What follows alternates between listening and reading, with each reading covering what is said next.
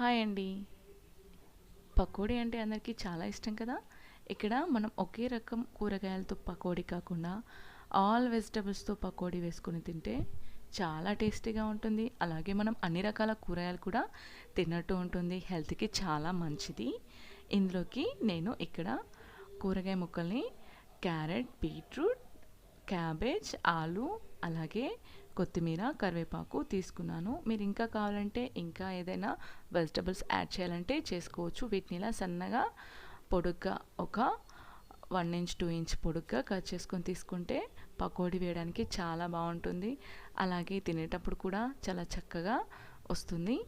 ఇందులోకి ఇక్కడ నేను అన్నీ ఒక్కొక్క కప్పు కూరగాయలు తీసుకున్నాను. అలాగే ఇందులోకి ఒక కప్పు శనగపిండి, అలాగే ఒక అరకప్పు వరకు బియ్యపిండి తీసుకోవాలి.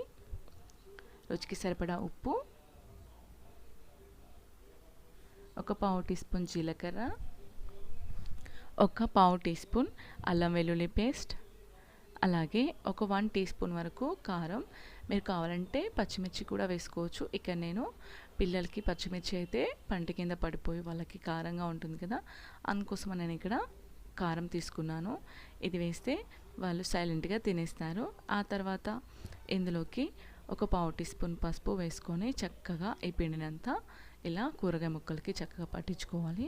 ఇక్కడ నాకు ఒక టీ గ్లాస్ వరకు వాటర్ ఈ కూరగాయ ముక్కలకి పిండికి పట్టింది. మరీ ఎక్కువగా వాటర్ వేస్తే కూరగాయ ముక్కలు పిండికి అంటుకోకుండా పిండి జారిపోతుంది. ముక్కలు వేరు పిండి వేరు అయిపోతాయి.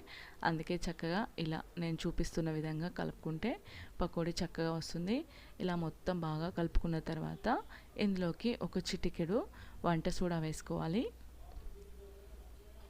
వంట సోడా వేసుకొని ఒకసారి పిండినంతా బాగా కలుపుకొని ఆయిల్ని డీప్ ఫ్రైకి పెట్టి ఆయిల్ వేడైన తర్వాత ఫ్లేమ్ని మీడియంలో పెట్టుకొని మనం ఇక్కడ పకోడీని వేసుకోవాలి. చూడండి, ఇలా చూపిస్తున్న విధంగా చిన్న చిన్నగా పకోడీ వేసుకుంటే కూరగాయ ముక్కలు కూడా చాలా చక్కగా ఆయిల్లో వేగిపోతాయి. వీటిని హై ఫ్లేమ్లో పెట్టి వేయించుకోకూడదు, మీడియం ఫ్లేమ్లో పెట్టుకొని చక్కగా వేయించుకోవాలి. ఇలా వేయించుకుంటే లోపల బయట చాలా చక్కగా కుక్ అవుతాయి.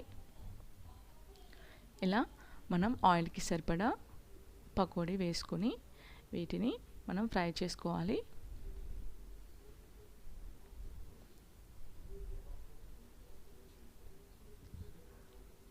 ఇప్పుడు మనం వీటిని చక్కగా తిప్పుకుంటూ ఫ్రై చేసుకుంటే రెండు వైపులా చక్కగా ఇవి వేగిపోతాయి.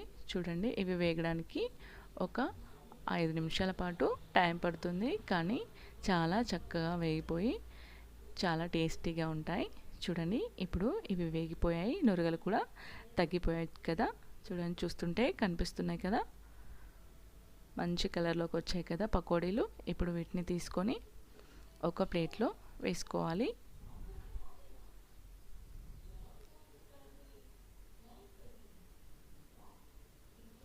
అంతే, ఆయిల్ కూడా తక్కువగానే పీల్చుకుంటాయి. చూడండి, ఆయిల్ కూడా ఏం లేదు.